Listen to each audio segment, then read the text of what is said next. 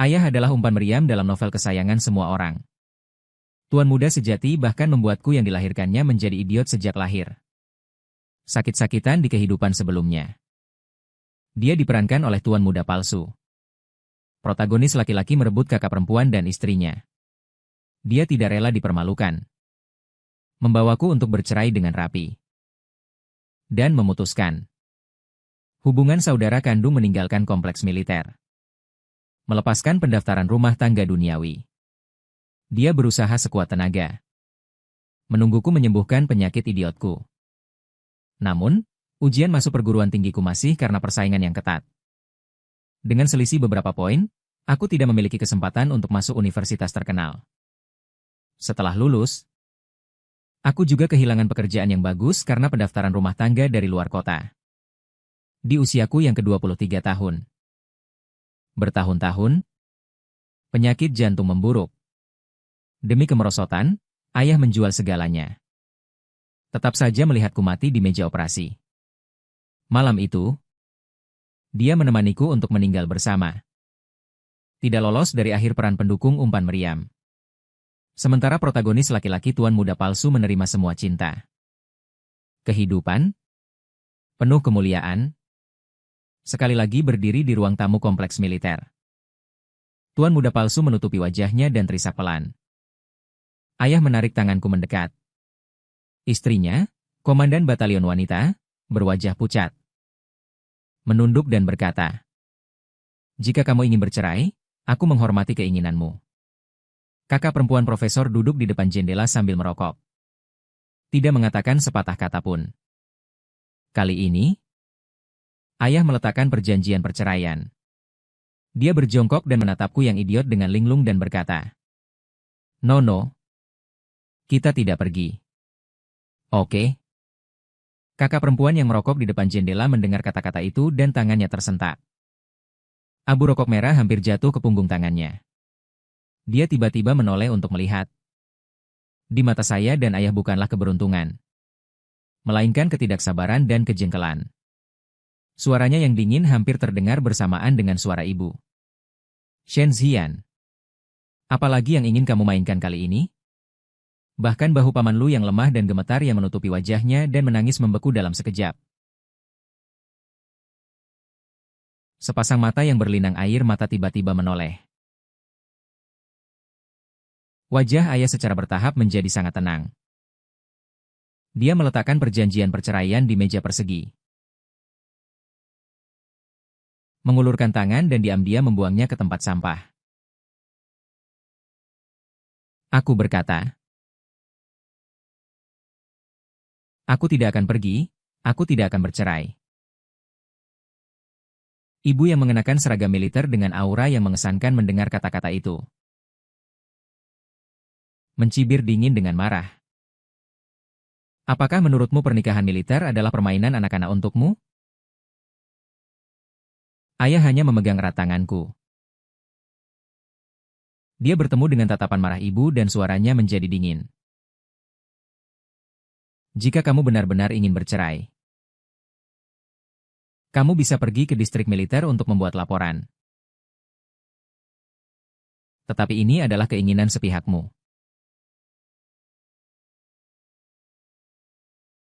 Selain pembagian properti yang normal, semua kompensasi dan biaya pemeliharaan, kamu tidak bisa mengurangi sedikit pun." Tatapan marah ibu dan kakakku berubah dari ketidakpuasan menjadi kebingungan. Di kehidupan sebelumnya, ayah membawaku pergi. Sebelum ini, dia adalah tuan muda dari keluarga Shen yang terhormat dan berharga. Buff adalah buff dari komandan kamp wanita di distrik militer. Hal yang paling belum pernah dirasakan dalam hidupnya adalah penderitaan karena kekurangan uang. Jadi ketika dia membawaku pergi, hanya membawa kepedihan dan penghinaan yang mendalam. Tidak mau membawa sehelai benang pun. Saya tinggal di sini. Dan juga menempati kamar tidur suster Mukin. Yang memang tidak benar. Kakak Zian marah memang seharusnya. Saya akan segera pindah. Dia mengatakan itu sambil menutupi wajahnya dan bergegas menuju kamar tidur di lantai atas. Ibu tanpa sadar mengulurkan tangannya. Sepertinya ingin menariknya. Memikirkan sesuatu. Dan kemudian menarik tangannya kembali dengan wajah muram. Tetapi dia jelas tidak ingin Paman Lu pindah. Wajahnya tegang. Setelah beberapa saat, ragu-ragu, dan masih mengejar ke atas. Saya mendengar suaranya yang bingung dan cemas. Kamu datang ke Jinshi. Tiba-tiba saja mengenal saya seorang. Benar-benar ingin pindah. Lalu mau tinggal di mana? Dia naik ke atas. Suaranya berangsur-angsur menghilang. Bercampur dengan tangisan pria yang tak henti-hentinya. Saya merasa telinga saya agak sakit mendengarnya. Saya tidak bisa menahan diri untuk berpikir. Ketika saya dan ayah tiba-tiba pindah dari sini. Dia dan kakak perempuan juga tidak pernah bertanya sepatah kata pun. Kami bisa tinggal di mana? Saat itu ayah tidak mengerti apa-apa. Berkata bahwa saya pergi keluar kota dan menunggu sampai hari berangsur-angsur gelap. Baru kemudian tiba-tiba teringat bahwa tidak ada tempat untuk menginap. Tangisan dan bujukan samar dari lantai atas. Akhirnya berubah menjadi ibu. Yang tidak bisa lagi menahan diri. Kehidupan yang gao. Ini adalah rumah yang diberikan distrik militer kepada saya. Saya bilang kalau kamu mau tinggal ya tinggal saja. Dia tidak bisa ikut campur. Shen Ziyan yang memutuskan. Kakak perempuan di depan jendela akhirnya tidak bisa lagi duduk diam. Dia membuang debu hitam rokoknya. Dan berdiri dengan wajah penuh kekhawatiran. Kali ini kamu benar-benar bertindak terlalu jauh. Achen adalah satu-satunya teman sekampung yang keluar. Bekerja di Jinshi sendirian dan kesepian. Bagaimana bisa hatimu begitu tega? Ayah memegang tanganku. Bergetar sedikit. Tetapi wajahnya masih sangat dingin. Dan dengan tenang dia menatap kakaknya. Memotong perkataannya. Biarkan dia tinggal. Kakakku menatapnya dengan tak percaya pada hari ini di kehidupan sebelumnya. Ayah menghantam wajahnya dengan sangat keras. Saat itulah dia lahir dengan mata merah dan penuh kebencian. Shen Zixia. Kau pernah bersumpah di depan makam ayah dan ibu. Bahwa kau tidak akan pernah membiarkanku menderita sedikit pun di kehidupan ini. Sekarang pria di luar itu tinggal di rumahku dan istriku. Merebut kakak kita. Apakah matamu buta? Masih membelanya, tetapi yang menjawabnya adalah kehidupan kakak yang tidak sabar. Kau ini mengada-ada. Berpikiran sempit dan kotor. Acheng tidak punya niat buruk. Jalan yang dulu dia lalui di kehidupan sebelumnya. Ayah tidak akan menempuhnya lagi. Ayah tidak lagi menghiraukan tatapan linglung kakaknya. Dia menggandengku langsung naik ke kamar tidur kami. Saat melewati kamar utama, kami kebetulan melihat ibu dengan cemas meraih lengan Paman Lu dan berkata, "Pokoknya, kau tidak boleh pindah. Bagaimana jika terjadi sesuatu?" Paman Lu terisak dan bersandar di pelukan ibu. Ayah hanya meliriknya, lalu mengalihkan pandangannya. Dia tidak bereaksi. Hanya mengulurkan tangan dan diam-diam menghalangi pandanganku ke dalam. Dia tidak tahu bahwa aku juga terlahir kembali. Takut aku sedih. Dia menggandengku dan terus berjalan ke depan. Ibu di dalam? Tetap saja memperhatikan kami. Dia tersadar dan tiba-tiba mendorong Paman Lu menjauh. Dan dengan cepat mengejar keluar dan berkata, "Shen Ziyan, tunggu sebentar. Kita bicara." Tetapi ayah jelas tidak ingin berbicara dengannya lagi seperti di kehidupan sebelumnya. Mereka telah berbicara berkali-kali. Dan bertengkar berkali-kali juga. Ayah mengulurkan tangan dan menyentuh dahiku. Lalu menoleh dan menatap ibu dan berkata, "Nuo-nuo sedikit demam. Aku akan membawanya istirahat dulu. Kita bicarakan lain hari saja." Aku langsung batuk 2 kali dengan patuh. Tapi ibu tetap tidak mau menyerah. Dia ragu-ragu berkata, "Acheng?" Kakaknya yang naik ke atas. Memotong perkataannya di belakangnya. "Hanya 1 mata. Setuju agar Acheng tinggal dulu." Ibu baru merasa lega. dan menyadari bahwa dia sepertinya tidak begitu mengerti penjelasan canggungnya. Aceng tidak mengenal tempat ini. Namun paling lambat seminggu akan menemukan tempat untuk pindah. Tetapi ayah tidak lagi mendengarkannya. Menarikku masuk ke kamar. Pintu kamar ditutup. Baru kemudian dia seolah-olah tiba-tiba melepaskan topengnya. Menyandarkan tangannya ke dinding dan duduk lemas. Air mata tiba-tiba mengalir dari matanya. Dia menggenggam tangannya erat-erat. Seluruh tubuhnya gemetar. Dia pasti teringat akan kehidupan sebelumnya, saat aku putus asa dan sedih. Adegan kematian. Aku mendekatinya, mengulurkan tangan dan dengan lembut menyeka air mata di matanya. Mencoba lagi.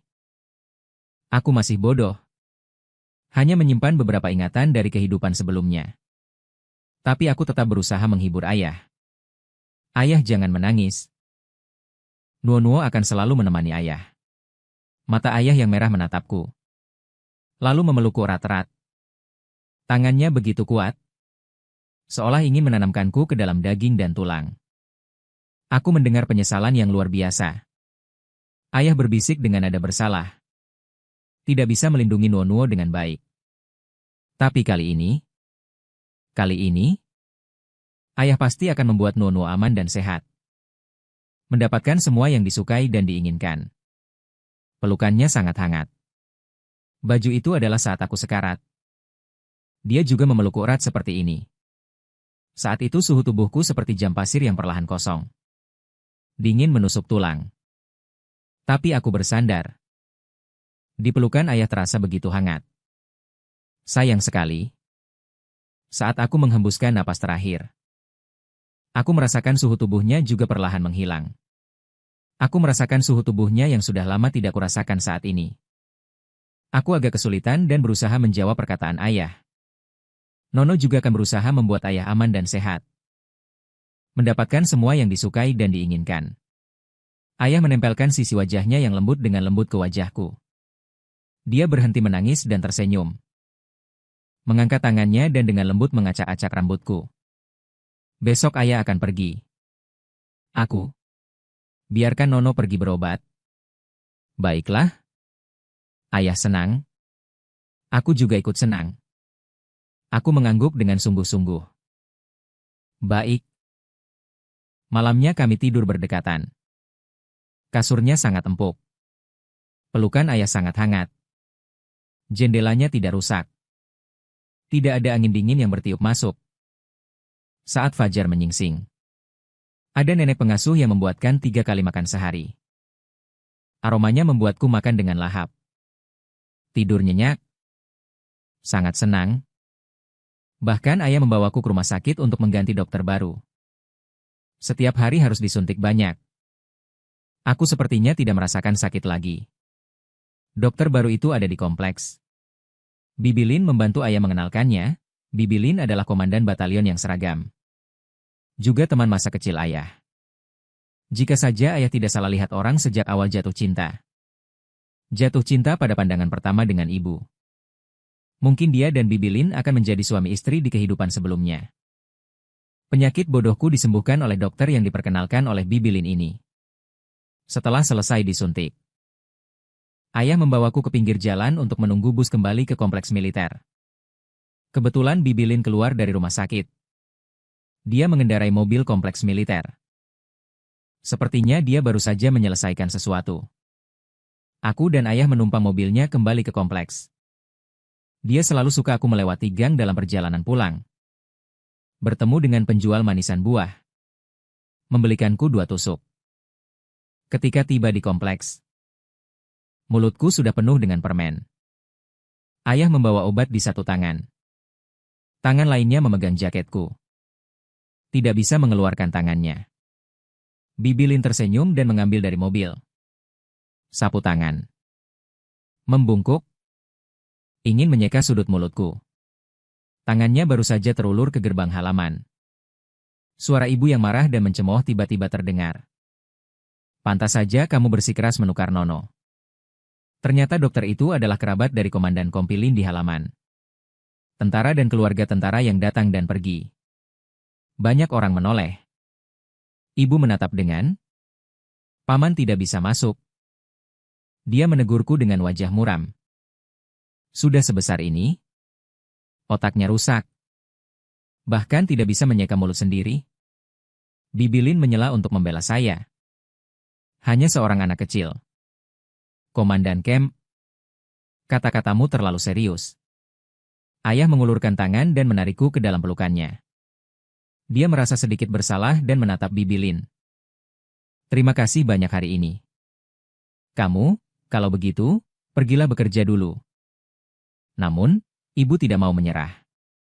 Dia dengan sinis menghentikan Bibi Lin dan berkata, Komandan Kompi Lin mengenal dokter yang sangat hebat. Mengapa kamu tidak pernah menyebutkannya ketika aku mencari dokter untuk Nono sebelumnya? Mengapa kamu hanya bisa memperkenalkannya kepada Zian? Keluarga tentara yang melihat. Beberapa orang mulai penasaran. Bibi, kudengar Lin kecil ini dan Zian dulu bertunangan? Sudah bertahun-tahun. Hubungan mereka masih sangat baik. Watak Komandan Camp biasanya tidak pernah semuram ini. Tidak bisa dikatakan seperti itu. Zian bersalah. Bukankah Komandan Camp selalu pergi dan pulang bersamanya sebagai sesama kampung halamannya? Ayah selalu jujur dan tidak takut orang membicarakannya. Tetapi Bibi Lin masih belum menikah. Dia takut kehilangan mukanya. Dia menyembunyikan kebencian di matanya. Mendekati ibu dan diam-diam menarik seragam militernya. Lengan baju. Hanya seorang dokter. Ada apa? Bicarakan saja. Mungkin dia jarang tidak berdebat dengan ibu. Ibu menunduk dan melihat tangannya. Kemarahan dan amarah di matanya menghilang. Setengahnya kembali bersama ibu. Paman Lu berdeham pelan. Kak mungkin. Jangan marah pada Kak Zian. Zian. Kakak memang tidak terlalu dekat denganku. Aku memperkenalkan kakak seniorku kepada Nuo-Nuo untuk perawatan. Dia memiliki kekhawatiran. Itu tak terhindarkan. Bagaimanapun, Komandan Lin ini adalah teman baik Zian Ge. Orang-orang yang menonton berbisik lebih banyak. Bibi Lin sangat marah hingga wajahnya memerah. Lu Chen, berhenti memprovokasi. Dokter mengobati penyakit. Berbicara berdasarkan keterampilan medis. Kakak seniormu yang kau cari memang tidak becus. Kemarahan ibu yang baru saja mereda sedikit. Seketika melonjak lagi. Nada suaranya rendah. Dia meninggikan beberapa nada. Apakah Achen salah bicara? Kenapa Komandan Lin begitu marah? Kakak seniorku, dokter ahli bedah otak terbaik yang terkenal pun tidak bisa. Di mata Shen Zian. Tentu saja hanya yang kau cari yang bisa. Belum selesai dia berbicara. Ayah tiba-tiba melepaskan tangannya yang memelukku. Tamparan keras mendarat di wajahnya. Di halaman, di bawah tatapan semua orang. Mata ayah sudah merah padam. Mata ibu juga merah. Setengah wajahnya memerah karena tamparan. Cukup lama. Baru dia menatap dengan mengejek. Menatap ayah dan berkata, lihat, setiap kali kau tertusuk kebenaran. Kau seperti kucing yang terinjak ekornya. Setelah dia selesai berbicara, dia tidak lagi menatap ayah. Menunduk, ayah bersikap lembut. Berkata kepada Paman Lu, di luar dingin. Achen, mari kita masuk ke dalam. Tapi aku melihat tangannya yang tergantung di sisinya. Sedikit gemetar. Ketika Paman Lu mengikutinya masuk, dia juga menunduk dan melihat tangannya yang gemetar. Lalu tangan Paman Lu juga mengepal. Tampaknya sangat marah. Dia berbalik dan memelototi dengan tajam. Aku dan ayah serta semua orang bubar. Bahkan Bibi Lin ditarik paksa kembali oleh ibunya. Di halaman hanya tersisa aku dan ayah yang melihat punggung ibu dan Paman Lu yang masuk. Saat ini, ayah tidak akan lagi marah dan membawaku pergi. Tapi saat ini, dia melihat sosok yang membuatnya merasa terhina. Masih sulit baginya untuk bersikap seperti tidak terjadi apa-apa. Membawaku masuk ke halaman rumah, angin bertiup.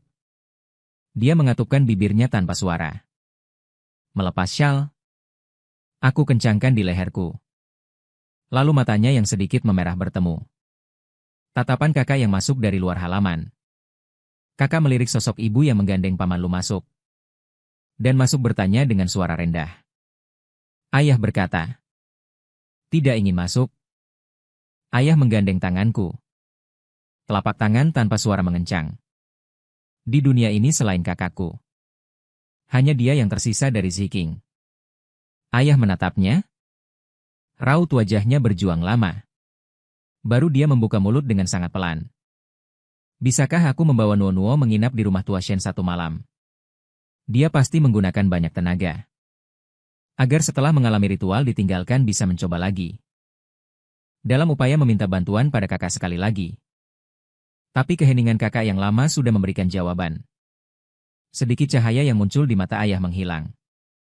Kakak menghela napas. Menatapnya. Bahkan jika ikut denganku kembali ke rumah ibuku menginap satu malam. Bagaimana dengan besok, lusa, satu malam bisa menyelesaikan masalah apa? Angin di hatiku semakin kencang. Dia mengangkat tangannya yang ramping. Ujung jarinya merapikan kerah baju ayah.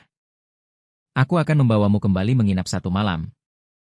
Agar semua orang di halaman semakin percaya bahwa dokter yang dicarikan Aceng untuk Nuo-Nuo memang bermasalah. Ibunya memang ada apa-apanya. Jadi aku sebagai keluarga ibunya membawamu kembali. Terus terang, aku tidak akan menemanimu bermain trik kekanak-kanakan seperti ini. Aku tidak terlalu mengerti perkataan kakak. Tapi aku tahu apa yang ayah tanyakan saat itu. Bisakah ikut kakak pulang menginap satu malam? Hanya karena dia ingin pulang menginap satu malam. Kembali ke rumah yang dulu banyak orang menyayangi dan mencintainya. Ayah mengulurkan tangan dan mendorong tangan kakak. Dia tertawa. Tertawa dan tertawa. Matanya memerah. Tapi MOU tidak lagi memiliki harapan. Bahkan memohon. Dia tertawa. Aku hanya bercanda denganmu. Kenapa kau menanggapinya dengan serius? Ekspresi wajah kakakku tertegun. Ayah mengangkat tangannya dan menepuk kerahi yang disentuh oleh kakakku. Menepuk sedikit debu yang tidak ada. Nada suaranya hanya tersisa dingin. Jangan khawatir. Bahkan jika aku benar-benar tidak punya tempat tujuan, aku pasti tidak akan mengganggumu. Justru rumah tua itu. Rumah itu, dengan suara yang berat, dia melanjutkan dengan sangat serius. Rumah itu adalah peninggalan orang tua kita berdua. Bukankah kau seharusnya mencari seseorang untuk menaksir harganya? Dan memberiku setengah dari uangnya? Omong-omong, ada barang-barang lain. Ekspresi wajah kakakku menunjukkan kemarahan dan kekecewaan. Selain membuat keributan tanpa alasan setiap hari. Kenapa kau sekarang menjadi seperti ini? Kekuatan selalu berpikir untuk membagi uang. Setelah dibagi, bisakah kau benar-benar memutuskan hubungan denganku? Memutuskan hubungan dengan Yukin. Ayah tidak ragu-ragu. Tenang dan keras. Selama uang yang seharusnya aku dapatkan sudah cukup, putus atau tidak. Aku tidak peduli. Kakakku akhirnya tidak bisa menahannya lagi. Dengan wajah gelap berbalik dan berjalan keluar halaman. Tangan ayahku yang memegang tanganku gemetar. Tapi dia masih melihat punggung kakakku. Meninggikan suaranya. Aku sudah dewasa sejak lama. Bagian yang orang tua tinggalkan untukku. Kau berikan padaku lebih awal. Atau pergi ke pengadilan. Kakakku tiba-tiba berhenti. Berbalik. Menatap dengan tajam. Ayah juga seperti melihat monster. Dengan tatapan terkejut dan sulit menerima. Mata Shenzi di halaman. Apakah kau tahu apa yang kau katakan? Apakah kau tahu dengan siapa kau berbicara? Ayah tidak berbicara. Mereka saling menatap untuk waktu yang lama. Setelah lama terdiam, kakakku melepas jam tangan yang diberikan ayah padanya di pergelangan tangannya. Membentak keras ke arah ayah. Tanah di depannya juga merah. Dengan mata merah, dia sangat marah dan sangat baik. Shenzi, kau sudah dewasa. Buku tabungan yang ditinggalkan orang tuamu di rumah tua. Juga sertifikat pengalihan aset untukmu. Malam ini aku akan meminta seseorang untuk mengantarkannya kepadamu. Ambil saja sebanyak yang kau suka. Setelah selesai berbicara, kakak perempuan dengan marah meninggalkan ayah. Masih berdiri di tempat, untuk waktu yang sangat lama tanpa bergerak.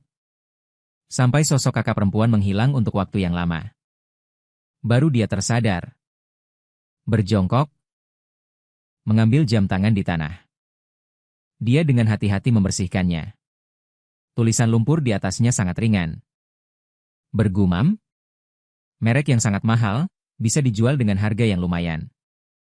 Dia dengan hati-hati memasukkan jam tangan ke dalam mantelnya. Di dalam saku, dia mengangkat matanya. Mengulurkan tangan dan dengan lembut menyentuh kepalaku. Ada air mata yang menggenang di matanya. Dalam hidup ini, aku tidak akan pernah kehabisan uang untuk berobat lagi. Dia perlahan berdiri. Memegang tanganku. Berjalan ke dalam, menuju ruangan tempat ibu dan paman Lu berada.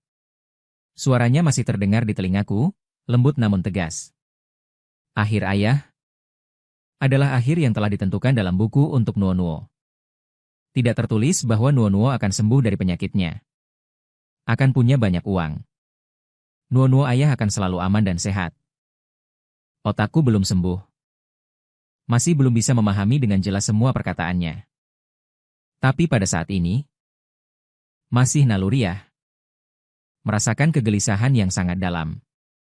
Tanpa sadar aku mengangkat kepalaku. Dengan cemas menatap ayah dan berkata, ayah juga harus aman. Ayah yang sehat tidak menjawab perkataanku.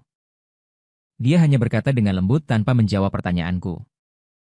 Nuo-Nuo harus patuh. Kami masuk ke dalam rumah melewati ruang tamu. Ibu sedang menghibur paman Lu. Aku tahu ini bukan salahmu. Kau meminta kakak seniormu untuk membantu Nuo-Nuo berobat adalah niat baik. Aku tahu itu semua. Paman Lu mulai menangis lagi. Air mata memenuhi matanya. Seolah air mata itu tidak akan pernah habis. Ayah mengabaikan mereka dan langsung membawaku naik ke kamar tidur. Ada sebuah foto di samping tempat tidur. Foto ayah, ibu, dan kakak perempuan bersama. Itu adalah saat dia baru menikah dengan ibu. Bahkan sebelum aku lahir untuk foto keluarga. Ibu tidak memiliki orang tua. Ayah juga hanya memiliki seorang kakak perempuan. Jadi, seharusnya foto keluarga yang dihadiri oleh banyak orang dari kedua keluarga. Namun, hanya ada 3 orang. Saat itu, setelah selesai berfoto, kakak berpura-pura memasang wajah tenang dan berkata, apa bagusnya smoking itu? Hanya wajahnya yang cantik. Mungkin di masa depan akan diinginkan orang lain. Membuatmu menderita. Pertunangan masa kecil yang diatur orang tua untukmu dalam bahaya.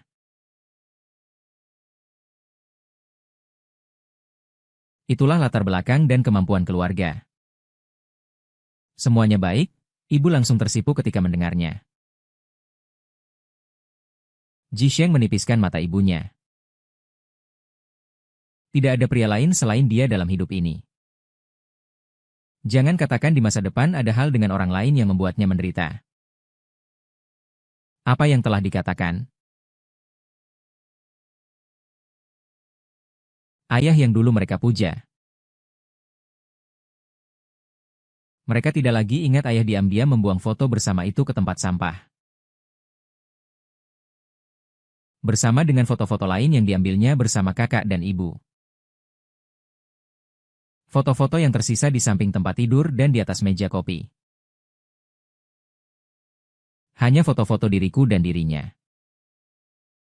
Setelah itu bertanya kepada kakak, bisakah dia kembali dan menginap 1 malam? Jika begitu, dia tidak pernah menyebutkannya lagi. Paman Lu, yang seharusnya pindah paling lambat seminggu, masih tinggal di sini. Ayah juga bertengkar dengan ibu karena hal ini. Dia hanya menemaniku berobat setiap hari. Kakak menepati janjinya. memindahkan kepemilikan rumah tua ke nama ayah,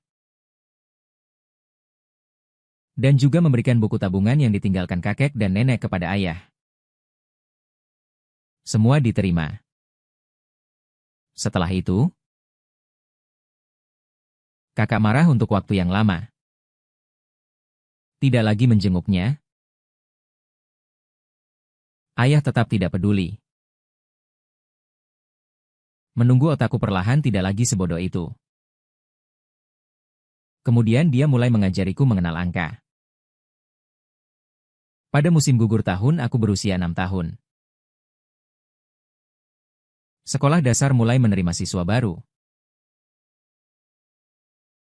Ayah membawaku ke sekolah dasar yang sangat bagus di kota Beijing untuk bertanya.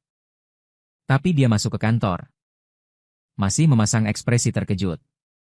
Dia memberikan sup ayam kepada kakaknya. Berkata, "Sudah agak dingin. Aku membuatkan sedikit untukmu. Kuahnya baru pertama kali dibuat. Coba cicipi. Kalau tidak enak, aku akan belajar lebih banyak lagi lain kali." Kakaknya terkejut sesaat. Lalu dengan nada kesal menegurnya. "Tidak bisakah kamu lihat bahwa MU King juga ada dalam konflik kalian berdua? Sudah lama ribut. Seharusnya sudah cukup." Ayah tidak membantah. Juga tidak menyinggung bahwa paman Lu masih sering datang.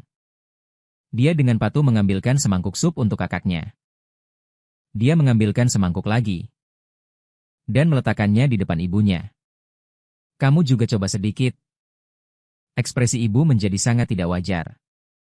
Kakaknya menyesap. Dan mengerutkan kening. "Benar dugaanku kamu yang membuatnya. Orang lain tidak mungkin memasaknya dengan begitu santai." Ibu jarang membela ayah. Aku justru berpikir rasanya enak. Untuk pertama kali membuatnya sudah lumayan. Kakaknya tidak puas dengan ucapannya. Tetapi ekspresinya menyembunyikan kebahagiaan. "Kamu selalu membela dengan sebelah mata." Ayah menunduk patuh. Tapi aku melihat senyum sinis di sudut bibirnya. Mereka jarang mengobrol dengan damai untuk waktu yang lama. Sampai akhirnya kakaknya bahkan tidak bisa menyembunyikan senyum di wajahnya. Tatapan ibu juga menjadi lembut. Baru kemudian ayah berpura-pura dengan santai menyebutkan penyakit bodohku. Yang sudah banyak membaik. Dia ingin aku masuk ke sekolah dasar yang bagus itu tetapi ditolak. Kakaknya ingin segera menyetujui. Aku kenal baik dengan kepala sekolah di sana. Nanti aku akan bicara padanya. Biarkan Nono masuk dan ikut menyimak dulu. Ayah langsung menunjukkan ekspresi sangat terkejut. "Terima kasih, Kak. Semuanya merepotkanmu." Ibu sepertinya tidak menyukai kalimat ini. Dia juga berkata, "Sekolah dasar itu tidak dekat dengan komplek. Nanti setelah semuanya beres, aku bisa menyetir dengan mudah.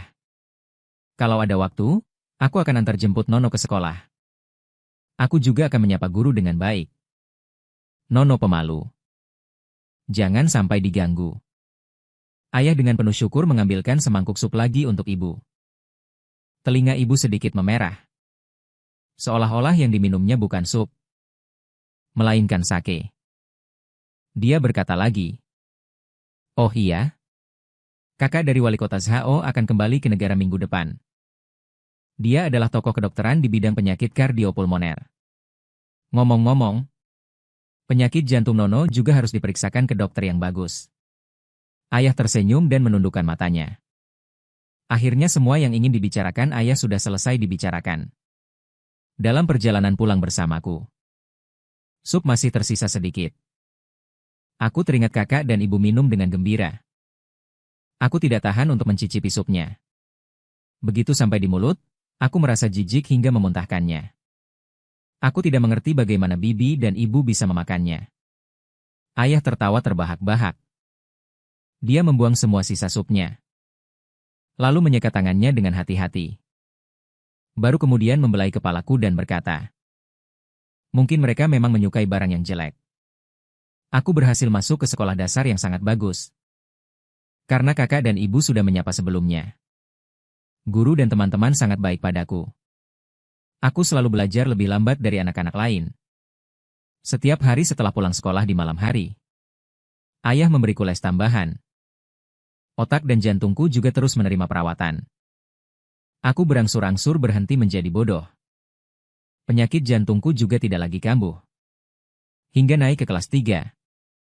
Kecerdasanku menjadi sama dengan anak-anak seusia. Tubuhku juga sudah sehat. Nilai juga naik dari peringkat terakhir di kelas hingga ke papan tengah. Saat kelas 4, aku mendapat peringkat ke-7 di kelas. Untuk pertama kalinya aku mendapat piagam penghargaan. Saat ibu dan ayah menjemputku di sekolah, mereka sangat gembira. Hingga mata mereka memerah. Setelah kecerdasanku kembali normal, aku masih terbiasa bangun pagi dan tidur larut seperti dulu. Menghabiskan banyak waktu, energi, untuk belajar dengan tekun. Ketika saya masuk SMP, ayah menggunakan koneksi kakak dan ibu, memasukkan saya ke kelas terbaik, dan memberikan guru terbaik. Di luar sekolah, dia mencarikan guru privat terbaik untuk saya. Ibu dan Paman Lu masih berhubungan erat. Kakak juga banyak membantu Paman Lu. Ayah berkata, Paman Lu memiliki aura protagonis. Kita sebagai pemeran pendukung cukup menjalani hidup dengan baik. Adapun yang direbut, biarlah direbut. Itu bukan sesuatu yang perlu kita sedihkan. Namun, ayah masih sering sengaja bertemu ibu dan kakak dengan keakraban Paman Lu. Lalu menunjukkan sedikit toleransi, sedikit kesedihan. Dia menunduk, tidak menangis atau membuat keributan. Ibu dan kakak malah merasa bersalah. Kakak terus mencari sumber belajar yang lebih baik untukku. Ibu mengantar dan menjemput saya sekolah dengan lebih giat. Bahkan seluruh tabungan lama dan tunjangan dari camp saat ini diberikan kepada ayah. Dia bahkan menyebutkannya beberapa kali setelah itu. Harus menjaga jarak yang lebih wajar dengan Paman Lu. Meskipun setelah dia mengatakan itu, dia langsung lupa. Tetapi bagi saya dan ayah, bagaimana hubungannya dengan Paman Lu sudah bukan hal yang penting.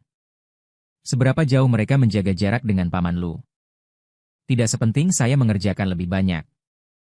Satu set soal. Nilai saya meningkat pesat.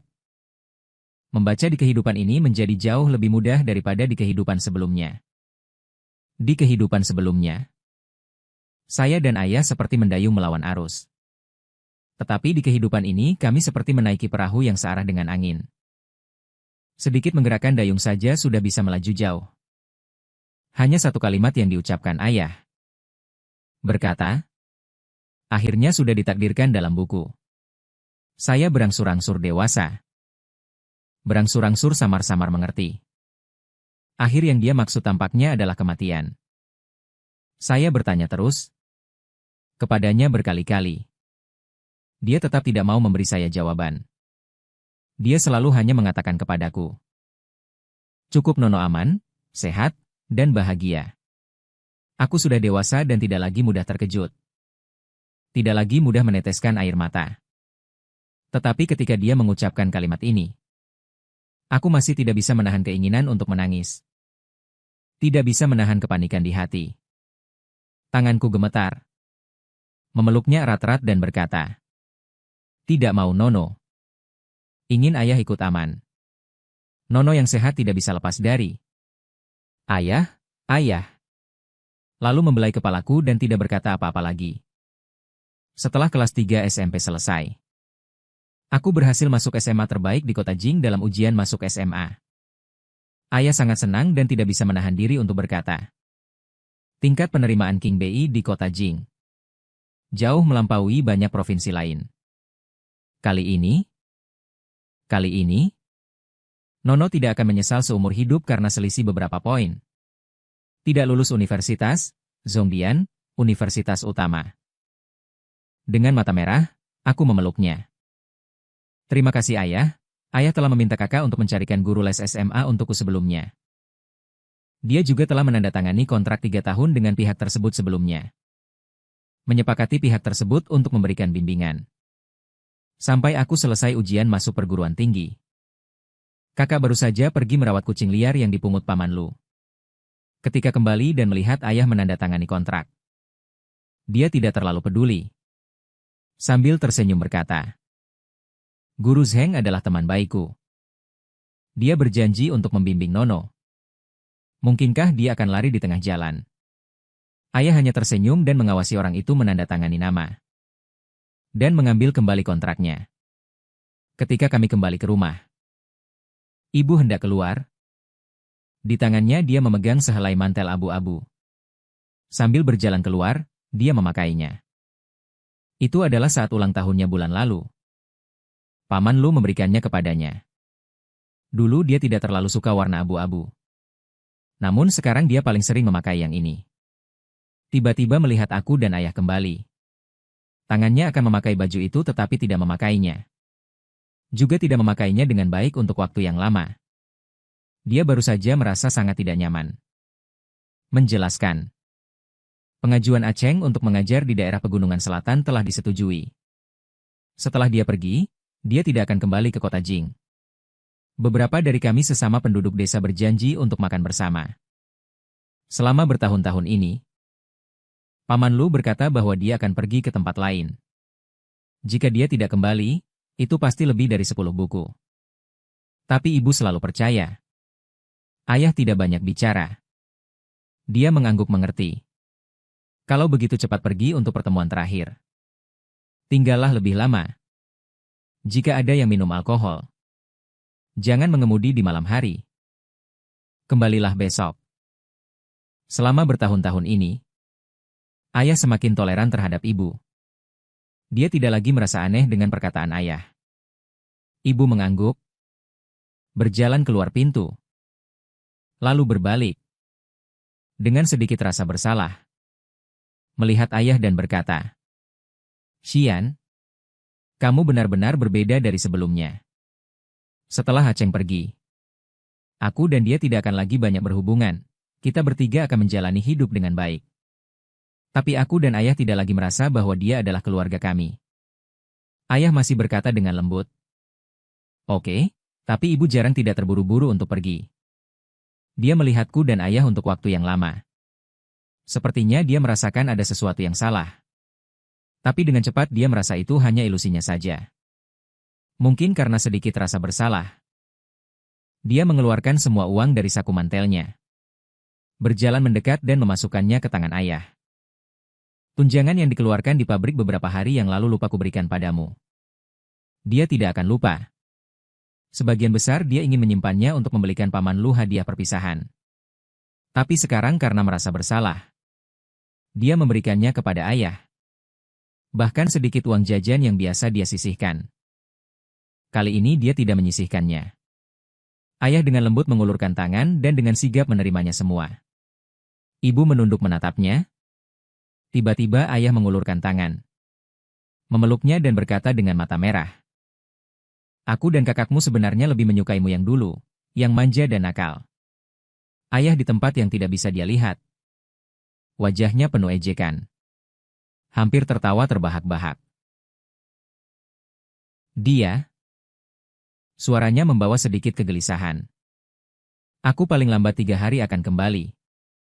Kamu dan Nuo-Nuo tunggu aku. Ayah mengangguk. Ibu lama sekali baru berbalik. Akhirnya pergi.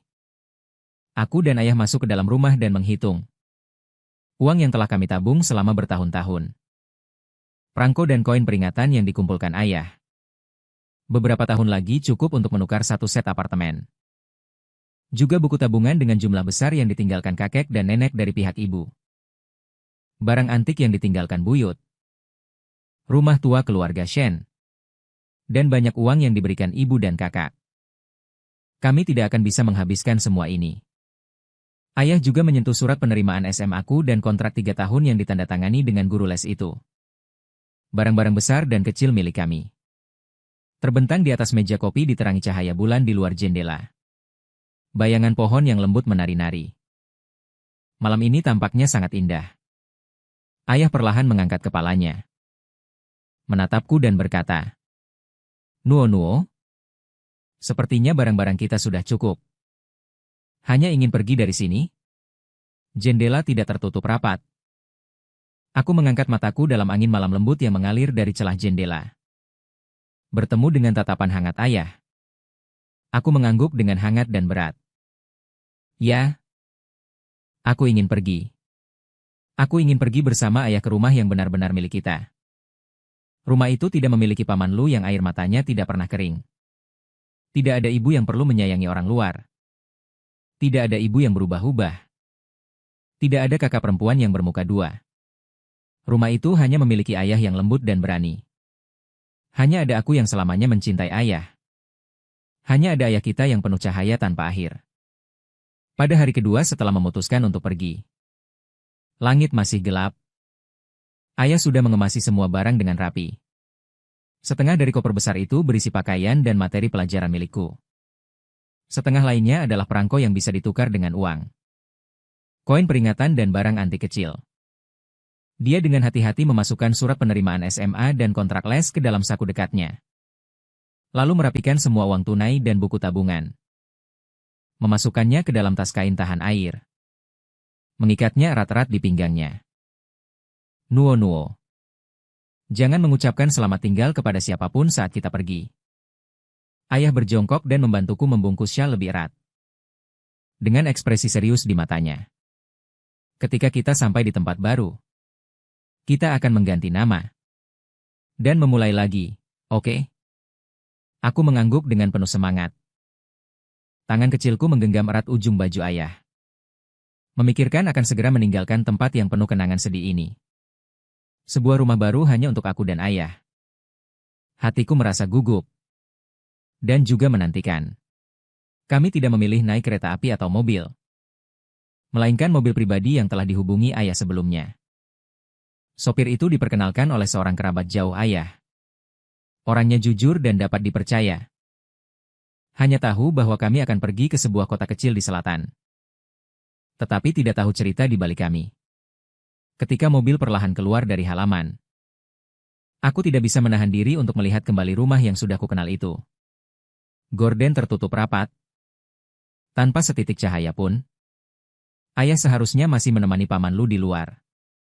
Dan kakak perempuan mungkin masih sibuk dengan kucing jalanan Paman Lu. Mobil melaju selama sehari semalam penuh. Akhirnya tiba di kota kecil di selatan itu pada sore hari berikutnya. Udara di sini lembab. Hangat.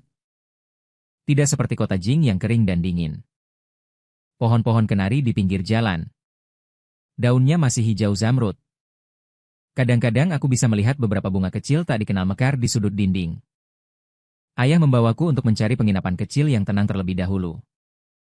Kemudian tanpa henti mencari informasi tentang penyewaan rumah. Tidak lama kemudian, ayah menemukan tempat yang cocok. Yaitu sebuah bangunan kecil 2 lantai yang sudah tua. Di bawah ada halaman kecil. Di halaman itu tumbuh pohon osmanthus. Meskipun sekarang bukan musim mekarnya. Tetapi membayangkan pemandangan halaman yang harum di musim gugur. Aku merasa hatiku hangat. Dekorasi rumahnya sangat sederhana. Tetapi bersih dan rapi. Ada 2 kamar tidur. Ruang tamu. Dan dapur kecil. Ayah tersenyum dan berkata kepadaku. Nuo. Mulai sekarang, hari-hari berikutnya, ayah sibuk mengurus kepindahan sekolahku. Sambil mencari pekerjaan di mana-mana. Dulu saat di Jingxi, dia juga pernah belajar sedikit tentang memperbaiki peralatan listrik dari kakek. Tak disangka di sini malah berguna. Tak lama kemudian, dia mendapat pekerjaan di toko reparasi peralatan listrik. Walaupun gajinya tidak tinggi. Tapi cukup untuk menafkahi kami. Dan aku juga berhasil pindah ke SMA terbaik di daerah itu. Karena ada surat penerimaan dari SMA unggulan Jingxi. Sekolah secara khusus memasukkanku ke kelas unggulan. Guru dan teman-teman di sekolah baru sangat ramah. Karena nilaiku bagus, guru sering memujiku. Teman-teman juga bersedia berteman denganku. Namun aku tetap terbiasa untuk tetap rendah hati. Setiap hari selain sekolah aku pulang dan mengulang pelajaran. Sesekali membantu ayah mengerjakan pekerjaan rumah. Ayah selalu membawakanku camilan enak sepulang kerja di malam hari. Kemudian duduk di sampingku melihatku mengerjakan PR. Seperti saat di Jingxi. Suatu kali, saat aku merapikan tas sekolah, Aku tidak sengaja melihat foto yang disembunyikan ayah di laci. Foto itu adalah ayah saat muda. Mengenakan kemeja putih. Tersenyum cerah. Di sampingnya berdiri ibu dan kakak perempuanku saat muda memegang foto itu. Hatiku merasa sedih. Tak tahan bertanya pada ayah. Apakah ayah kadang-kadang memikirkan ibu dan bibi? Ayah menerima foto itu dan melihatnya lama. Lalu menghela napas pelan. Berkata, Nono, orang selalu akan memikirkan masa lalu. Tapi masa lalu sudah berlalu. Yang terpenting bagi kita sekarang adalah menjalani kehidupan saat ini dengan baik. Ibu dan bibi punya pilihan mereka sendiri. Kita juga punya jalan yang harus kita jalani. Selesai berbicara. Dia meletakkan foto itu kembali ke laci. Lalu membelai kepalaku. Sambil tersenyum berkata, sudahlah jangan pikirkan itu lagi. Cepat kerjakan PR. Besok harus sekolah. Hari demi hari berlalu. Kehidupan kami di kota kecil ini semakin stabil. Keahlian ayah semakin baik. Pemilik bengkel sangat menghargainya. Dan bahkan memberinya kenaikan gaji. Saya juga sudah beradaptasi dengan kehidupan sekolah yang baru. Nilai saya selalu menjadi yang terbaik di kelas. Kami kadang-kadang pergi berjalan-jalan di taman terdekat. Atau pergi ke pasar bersama di akhir pekan untuk membeli sayuran segar. Dan pulang untuk membuat hidangan yang lezat. Kehidupan yang sederhana namun cemas seperti ini adalah sesuatu yang tidak pernah berani saya bayangkan sebelumnya. Namun, kehidupan yang tenang tidak berlangsung lama. Suatu hari, saya pulang sekolah. Baru saja sampai di depan pintu rumah. Saya melihat sosok yang familiar. Berdiri di halaman adalah kakak perempuan saya. Dia mengenakan mantel hitam. Rambutnya sedikit berantakan. Matanya penuh dengan kecemasan dan amarah. Saya terkejut. Secara tidak sadar ingin bersembunyi. Tetapi ketahuan oleh kakak. Nuo-nuo, kakak berteriak. Dengan cepat berjalan di depan saya. Mencengkeram lengan saya. Di mana ayahmu? Dia di mana? Mengapa kalian pergi tanpa pamit? Cengkeraman kakak membuatku sedikit sakit. Berjuang dan berkata, Bibi, lepaskan aku dulu. Ayah sedang memasak di dalam. Saat ini, ayah mendengar suara di luar. Keluar dari rumah. Melihat kakak, senyum di wajahnya langsung menghilang. Digantikan oleh ketenangan dan ketidakpedulian. Kenapa kamu datang? Suara ayah sangat datar. Tanpa sedikit pun riak. Kakak menjadi lebih emosional saat melihat ayah. Dia menunjuk hidung ayah dan berkata dengan keras. Shen Zian, apa yang sebenarnya ingin kamu lakukan? Kamu membawa Nuo-nuo pergi diam-diam. Tahukah kamu betapa khawatirnya ibu? Mereka mencarimu kemana-mana dan hampir gila karena cemas. Ayah mencibir. Berkata, khawatir tentang kami. Dia khawatir mungkin bukan tentang kita. Tapi tentang dirinya sendiri. Bukankah dia bilang setelah paman lu pergi? Dia akan menjalani hidup yang baik bersama kita? Sekarang paman lu sudah pergi. Tujuannya tercapai. Baru dia ingat kita. Omong kosong apa yang kau katakan? Kakak berkata dengan marah. Ibu hanya hilaf sesaat. Di dalam hatinya masih ada kau dan Nuo-nuo. Cepat ikut aku pulang. Ibu masih menunggu kalian di Jingxi. Pulanglah. Ayah menggelengkan kepalanya. Berkata dengan tatapan tegas. Aku tidak akan kembali. Di sini adalah rumahku. Nuo-nuo juga tidak akan kembali. Dia hidup dengan sangat baik di sini. Shen Zian. Jangan tidak tahu berterima kasih. Kakak hampir menangis karena cemas. Ibu sudah tahu kesalahannya. Dia tidak akan menghubungi paman lu lagi. Kalian maafkan dia. Kali ini, oke? Ayah menatap kakak dengan diam untuk waktu yang lama. Lalu perlahan berkata, Kak, aku bukannya tidak memaafkannya. Tapi aku sudah tidak membutuhkannya lagi. Aku dan Nuo-nuo sekarang hidup sangat bahagia. Kami tidak ingin lagi diganggu oleh masa lalu. Kau pulanglah, beritahu ibu. Kami baik-baik saja di sini. Ibu tidak perlu mencari kami lagi. Kakak masih ingin mengatakan sesuatu? Ayah sudah berbalik dan masuk ke dalam rumah. Menutup pintu. Kakak berdiri di halaman melihat pintu yang tertutup rapat. Air mata akhirnya tidak bisa ditahan lagi dan mengalir. Dia berdiri di halaman untuk waktu yang lama. Akhirnya dengan pasrah pergi. Melihat punggung kakak yang menjauh, hatiku terasa sedikit rumit. Meskipun aku tahu ibu dan kakak dulu melakukan banyak hal yang mengecewakan ayah. Tapi melihat kakak begitu sedih, aku masih merasa sedikit tidak tega. Ayah berjalan ke sisiku. Ayah menepuk bahuku dan berkata, "Nuo-nuo, jangan sedih. Cepat atau lambat kita harus menghadapi hari ini. Mereka tidak akan mengganggu kita lagi di masa depan." Aku mengangguk. Tapi dalam hati aku berpikir, akankah ibu juga datang mencari kami? Jika ibu datang, apakah ayah akan memaafkannya? Tidak lama kemudian, kekhawatiranku menjadi kenyataan. Suatu hari di akhir pekan, aku dan ayah sedang menonton TV di rumah. Tiba-tiba kami mendengar ketukan di pintu. Ayah membuka pintu. Ketika dia melihat orang yang berdiri di luar pintu, ekspresinya langsung menjadi serius. Orang yang berdiri di luar pintu adalah ibu. Ibu terlihat jauh lebih kurus dari sebelumnya. Bahkan ada beberapa helai rambut putih di rambutnya. Dia mengenakan pakaian sederhana. Tangannya membawa tas besar, berisi banyak barang. Melihat ayah, matanya langsung memerah. Dengan suara gemetar dia berkata, "Xian, aku datang mencari kalian."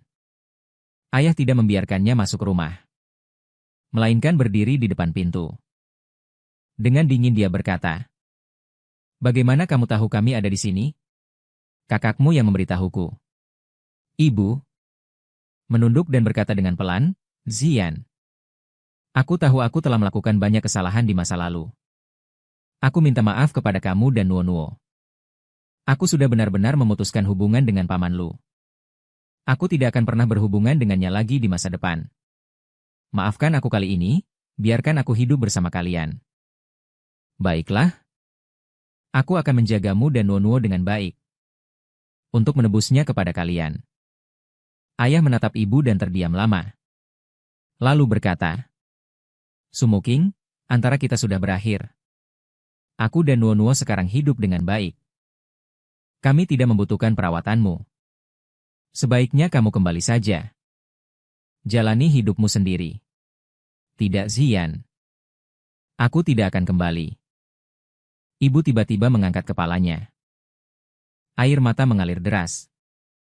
"Aku tahu aku salah. Aku benar-benar tahu aku salah.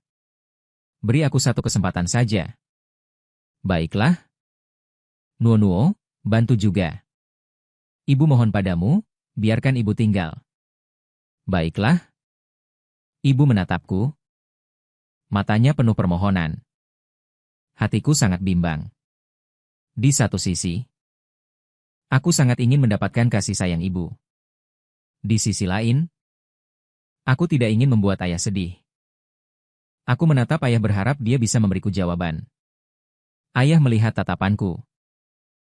Hatinya juga sedikit tidak tega. Tapi dia tetap berkata dengan tegas, "Sumuking, pergilah. Kami tidak membutuhkanmu lagi.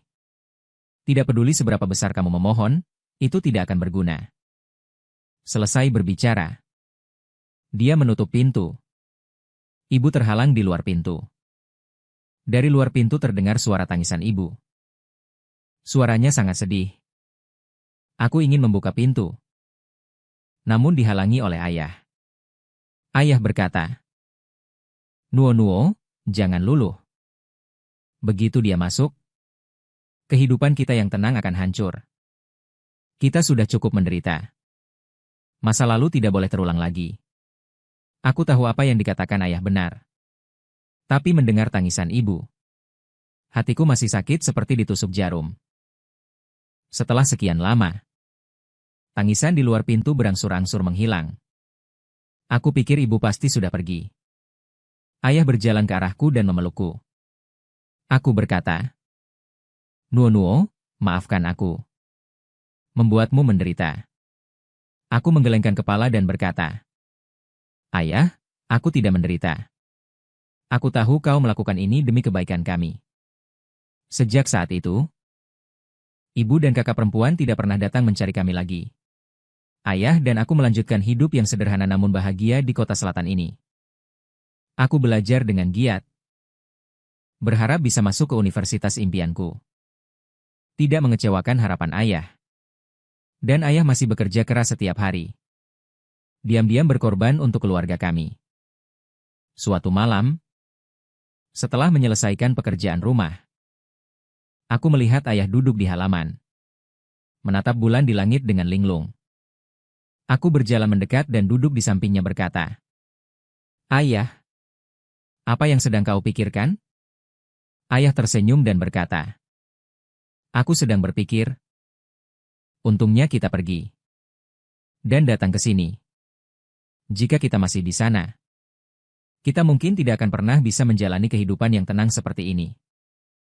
Aku mengangguk, berkata, "Ya, ayah, di sini sangat bagus. Aku suka kehidupan di sini. Suka bersama ayah." Ayah membelai kepalaku, berkata, "Nono, di masa depan apapun kesulitan yang kau hadapi, ayah akan selalu bersamamu. Kita akan selalu di sini menjalani kehidupan bahagia kita sendiri." Cahaya bulan menyinari kami. Halaman itu sunyi senyap. Hanya sesekali terdengar suara serangga. Aku bersandar di bahu ayah, hatiku dipenuhi rasa aman. Aku tahu, selama ada ayah di sisiku, apapun badai yang kuhadapi di masa depan, aku tidak akan takut. Masa depan kita pasti akan secerah dan seindah bulan di langit ini. Beberapa hari setelah ibu pergi, halaman selalu memiliki sisa kue osmanthus yang dibawanya saat datang. Aroma. Sesekali aku akan mengintip di dekat jendela, berharap bisa melihat sosok yang familiar itu lagi. Tetapi setiap kali aku hanya melihat jalanan yang kosong. Ayah sepertinya memahami pikiranku, tetapi tidak mengatakan apa-apa. Hanya saja setiap hari setelah pulang kerja dia akan membeli satu porsi tambahan kacang chestnut goreng gula yang saya suka. Membungkusnya dengan telapak tangan hangat dan memberikannya kepada saya. Waktu berlalu begitu saja hingga tiba musim gugur. Pohon osmanthus di halaman akhirnya berbunga. Kelopak bunga keemasan kecil berjatuhan di atas lempengan batu hijau. Angin bertiup memenuhi halaman dengan aroma manis yang menyegarkan. Hari itu ketika saya pulang sekolah, saya tertegun begitu membuka gerbang halaman. Ibu sedang berjongkok di bawah pohon osmanthus. Dengan hati-hati memungut kelopak bunga yang jatuh ke tanah. Dia masih mengenakan jaket sederhana yang terakhir kali dia pakai. Hanya saja ada tambalan di ujung lengan bajunya. Dan rambutnya juga diikat dengan karet gelang sederhana. Tidak lagi terlihat secantik dulu. Mendengar suara. Ketika ibu tiba-tiba menoleh dan melihat saya, ekspresi pertama di matanya adalah kejutan. Kemudian meredup. Seperti anak kecil yang melakukan kesalahan, berdiri dengan canggung di tempatnya dan bergumam. "Saya hanya lewat. Melihat bunga osmanthus berguguran. Sayang sekali dan ingin membantu kalian memungutnya." Saya tidak berbicara. Hanya bergeser ke samping dan membiarkannya masuk ke halaman. Ketika ayah pulang kerja, dia tidak memasang wajah dingin seperti terakhir kali ketika melihat ibu. Hanya bertanya dengan acuh tak acuh, "Kenapa datang lagi?" Ibu mengeluarkan sebuah kantong kain dari tas kanvasnya. Di dalamnya berisi bunga osmanthus yang sudah dikeringkan. Saya berpikir Nuo suka minum teh osmanthus. Jadi saya menjemur kelopak bunga yang terakhir kali saya pungut, mengerti? Tidak ada maksud lain, hanya ingin memberikannya kepada kalian. Saat berbicara, jari-jarinya mencengkeram erat tepi kantong kain. Sendi jarinya memutih, ayah tidak mengambil kantong itu. Juga tidak membiarkannya masuk ke rumah. Hanya mengatakan tidak perlu repot lagi di kemudian hari. Kami bisa menjaga diri kami sendiri dengan baik. Mata ibu langsung memerah tetapi dia tidak menangis seperti terakhir kali. Hanya menggigit bibirnya dan mengangguk. Meletakkan kantong kain itu dengan lembut di tangga batu di depan pintu. Dan berbalik pergi perlahan. Melihat punggungnya yang kesepian. Saya tidak bisa menahan diri untuk berkata kepada ayah. Ayah, ibu sepertinya benar-benar telah berubah. Ayah terdiam mengambil kantong kain di tangga batu dan masuk ke dapur. Malam itu dia membuatkan teh untuk saya dengan bunga osmanthus itu. Aroma manis yang segar. Saat menyebar di lidah. Aku melihat ayah menatap pohon osmanthus di luar jendela. Untuk pertama kalinya ada emosi kompleks di matanya. Sejak saat itu, ibu hampir datang setiap hari. Dia tidak pernah tinggal terlalu lama di depan pintu. Kadang-kadang membawakan seikat sayuran segar. Kadang-kadang membantu kami melipat pakaian yang dijemur di halaman. Kadang-kadang hanya diam-diam menyapu daun-daun berguguran di depan pintu halaman. Suatu kali, aku demam di tengah malam. Ayah sangat cemas. Hendak menggendongku ke rumah sakit. Namun, menemukan ibu berdiri di luar pintu halaman. Memegang obat penurun panas dan air hangat di tangannya. Matanya penuh kecemasan. Saya dengar Nono kurang enak badan. Jadi saya segera pergi ke apotek untuk membeli obat. Cepat kalian pakai. Malam itu, ibu terus berjaga di sisi tempat tidurku. Sampai demamku turun, dia diam-diam pergi. Keesokan paginya, aku melihat ayah berdiri di depan pintu halaman. Memegang kotak obat yang ditinggalkan ibu. Lama terdiam. Musim dingin datang dengan cepat. Salju pertama turun dengan cepat di kota. Ketika aku pulang sekolah, aku melihat ibu berdiri di bawah lampu jalan di depan gerbang sekolah. Memegang termos di tangannya, kepingan salju jatuh di rambutnya. Dengan cepat menumpuk lapisan putih. Melihatku, dia buru-buru berlari dan menyodorkan termos itu ke tanganku. Di dalamnya ada sup iga yang aku rebus. Minumlah selagi hangat agar tubuhmu hangat. Suhu termos merambat dari telapak tangan ke hati. Aku tidak bisa menahan diri untuk bertanya pada ibu. Bagaimana kamu tahu jam berapa aku pulang sekolah? Aku menunggu di sekitar sini setiap hari. Hanya ingin melihatmu, suara ibu sedikit tercekat. Ibu Nono melakukan banyak kesalahan di masa lalu. Aku tahu aku mengecewakanmu. Dan ayah, aku tidak berani berharap.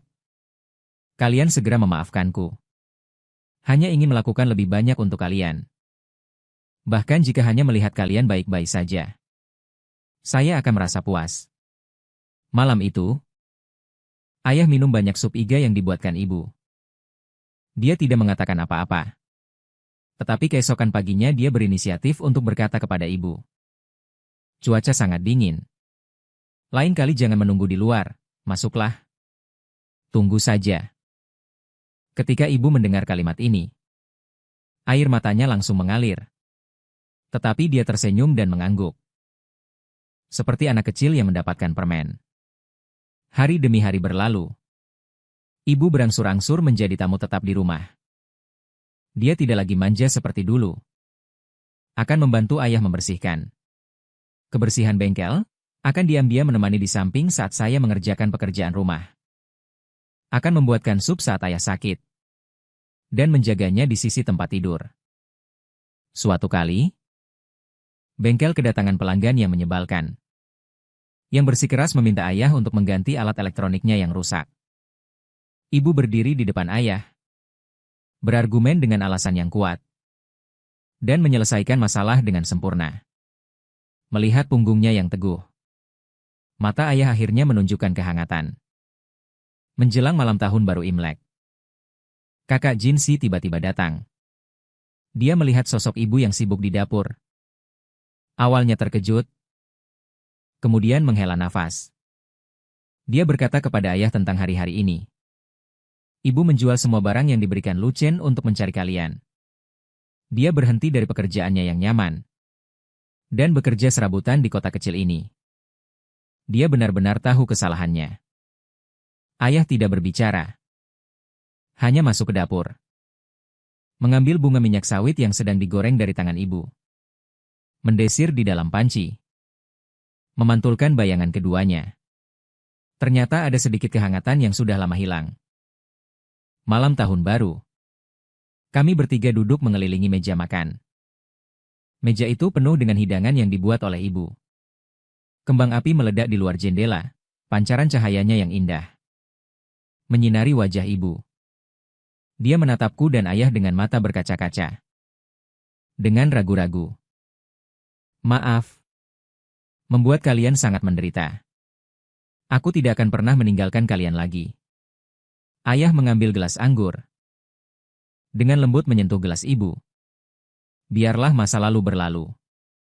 Mulai sekarang kita akan menjalani hidup dengan baik. Kembang api meledak di langit malam dalam bentuk yang paling indah. Osmanthus di halaman sudah lama layu. Tapi aku seolah-olah mencium aroma manis yang menyegarkan itu lagi. Sial. Di sebelah kiri ayah. Ibu duduk di sebelah kananku. Tangan mereka saling menggenggam erat. Telapak tangan hangat membungkus tanganku. Aku tahu masa lalu yang menyedihkan itu. Akhirnya tertiup angin seperti daun yang berguguran. Mulai sekarang, kita akan menjalani kehidupan yang sederhana namun bahagia di kota kecil yang hangat ini. Ayah tidak perlu lagi khawatir tentang akhir yang ditakdirkan dalam sisir. Ibu juga telah menemukan orang yang benar-benar layak dihargai. Dan aku, dengan ditemani mereka, akan masuk ke universitas impianku. Dan memiliki masa depan yang lebih cerah dari kehidupan sebelumnya. Cahaya bulan menyinari meja makan. Menampilkan senyum kami bertiga. Kali ini tidak ada penyesalan. Hanya kebahagiaan yang melimpah.